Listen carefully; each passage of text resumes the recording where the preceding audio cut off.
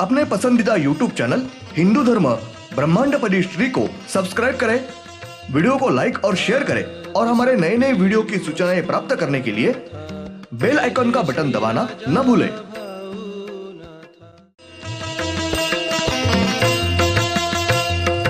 आरती सप्रेम मस्को बाना था, जय जय श्री राजा भाऊनाथा।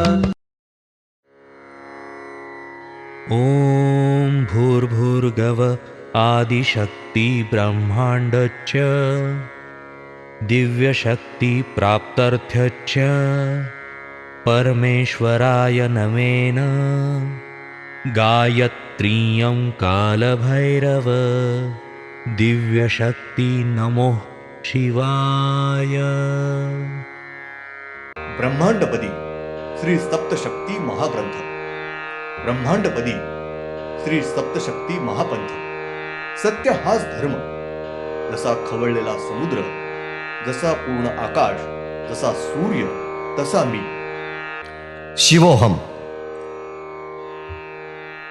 पिछले यानी भाग 146 में हमने देखा ब्रह्मांड में के हर एक पृथ्वी पर, पहाड़ पर के हर एक वनस्पति में इस सूक्ष्म जीव इन्होंने प्रवेश करके विलीन होने की वजह से हर एक वनस्पति, हर एक पेड़ यह किसी न किसी रोग पर का महाभयंकर बीमारी पर प्रभावी औषधि बहुत गुणकारी साबित हुई है। अब देखेंगे भाग 147। ब्रह्मांड में के हर एक पृथ्वी पर के, पहाड़ पर के हर एक पेड़ के, यानी हर एक जाति का एक पेड़, वनस्पति यह एक ही रोग पर, बीमारी पर गुण होने वाली गुणकारी साबित हुई है। उस पेड़ की मूल पेड़ की त्वचा, पत्ते, फूल, फल यह सब उसी एक ही रोग पर बहुत प्रभावी गुणकारी औषधि वनस्पति है। यानी कि संपूर्णतः वो पेड़ यह निश्चित एक ही रोग पर गुणकारी साबित होता है। ट्री मूल शक्ति इन्होंने पहले जो कोई सूक्ष्म जीव जंतु की वजह से ब्रह्मांड में की सब पृथ्वी पर के, यानी हर तरफ पशु, पंछी, प्राणी और वनस्पति, इनके ऊपर रोग, बीमारियां निर्माण किए हुए हैं। उन सब रोगों पर, बीमारियों पर, सब पर औषधि, निदान, इलाज के तौर पर वेद, श्लोक और मंत्र, इनमें से अनगिनत ज्योतियां निर्माण करके, उनमें से फिर से सूक्ष्म जीव निर्माण करके, वो सूक्ष्म जीव यह पेड़ों में, वनस्पति में विलीन होकर उन्होंने निर्माण किए हुए बीमारी पर गुणकारी साबित हुआ है। यानी कि सब बीमारी पर श्री परमेश्वर, श्री मूल शक्ति इन्होंने ही गुणकारी औषधि वनस्पति निर्माण की है। उन्होंने ही आयुर्वेदिक औषधि निर्माण की है।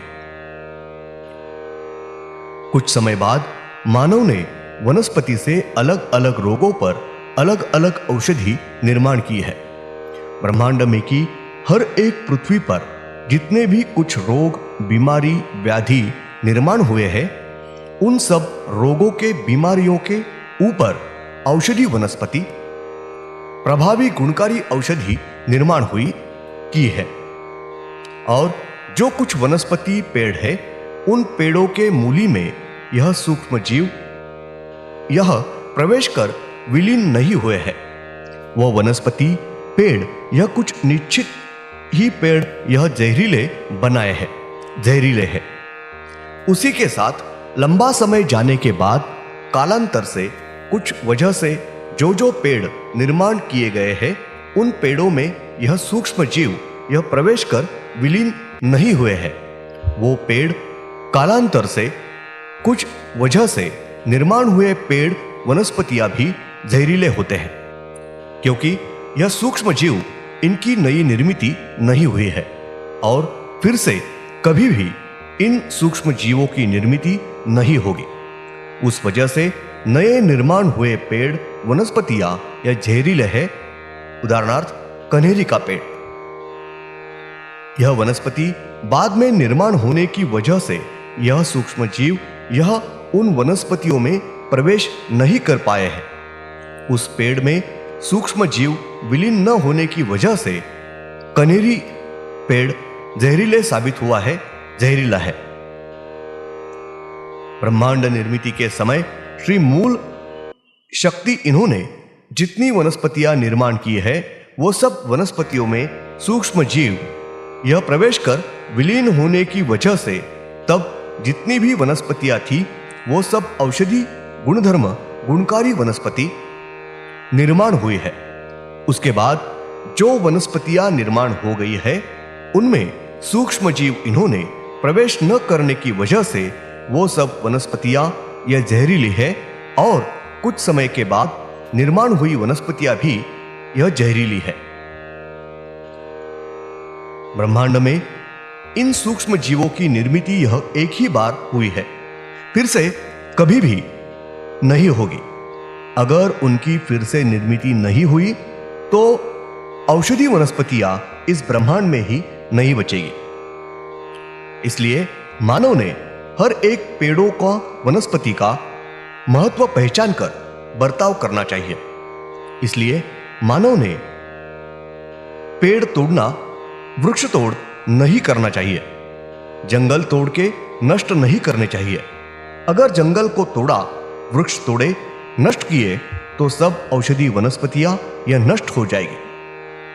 इसलिए ब्रह्मांड में के सब पशु पंछी प्राणी और अन्य सब जीव सृष्टि मानव वगैरह यह भी सब नष्ट हो जाएंगे, क्योंकि किसी भी रोग पर, बीमारी पर औषधि नहीं रहेगी। प्राकृतिक औषधि, श्री परमेश्वर निर्मित औषधि यह नहीं मिलेगी। इसलिए मानवों ने वृक्ष नहीं तोड़ने चाहिए। मानवों ने पेड़ वनस्पतियां बचानी और संभालनी चाहिए। यह बहुत जरूरी है, तो यह हम यानी सब जीव सृष्टि जिएगी, जिंदा रह सकेगी।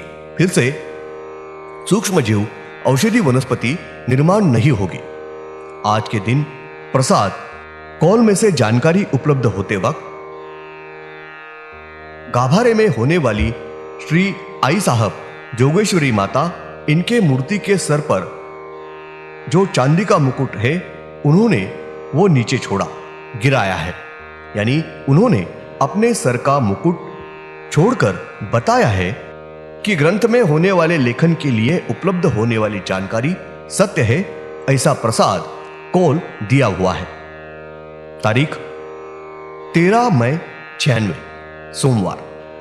ब्रह्मांड के ऊपरी छोर पर की जो पृथ्वी है उसके नीचे की यानी ऊपर से नीचे की 2 नंबर की पृथ्वी के चंद्र पर सब विधि ठीक से पूरे करके श्री बांझ पंछी यह वहां से उड़े और ब्रह्मांड में किसी भी सूर्य पर, चंद्र पर, अगर पृथ्वी पर न रुकते हुए वहां के चंद्र के ऊपर से उड़कर सबसे नीचे की तल की पृथ्वी यानी ऊपरी छोर से नीचे 12 नंबर की पृथ्वी के सूर्य के ऊपर श्री बांझ पंछी यह कहीं भी न रुकते हुए आकर रुके। वहां कौन सा भी विधि न करते हुए तुरंत वहां के सूर्य के ऊपर से श्री बांझ पंछी उड़े। उन्होंने तुरंत श्री मूल ज्योति का तेजस्वी रूप धारण किया। श्री मूल ज्योति यह वहां से सीधे 12 नंबर की पृथ्वी के समंदर के पानी के ऊपर आई और समंदर के पानी में प्रवेश करके मूल तल के पृथ्वी के पेट में प्रवेश करके गुप्त हुई है। श्री दिव्यात्व शक्ति इन्होंने यानी उनके मूल ज्योति ने ऊपर का संपूर्ण आधा ब्रह्मांड निर्मिति पूर्ण की है और बाद में श्री मूल ज्योति यह फिर से कभी भी पृथ्वी के बाहर नहीं आई है। धन्यवाद।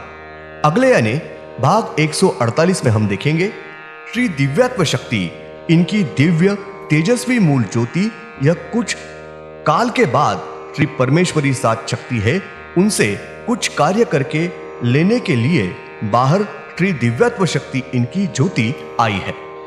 श्री दिव्यत्व शक्ति इनके ऊपर का आधा ब्रह्मांड निर्मिति पूर्ण की है। श्री परमेश्वरी सात शक्ति होती है। उन सात शक्तियों को मिलाकर श्री शिवशंकर और श्री विष्णु इनकी निर्मिति होकर कुछ काल के बाद श्री शिवशंकर और श्री विष्णु इन्होंने उनके दिव्य तेजस्वी दो ज्योति यह अपने कार्य करने के लिए समंदर के पानी के ऊपर आई है। ओम श्रीनाथ मस्कोबानाथ श्री राजा भावनाथ प्रत्यक्ष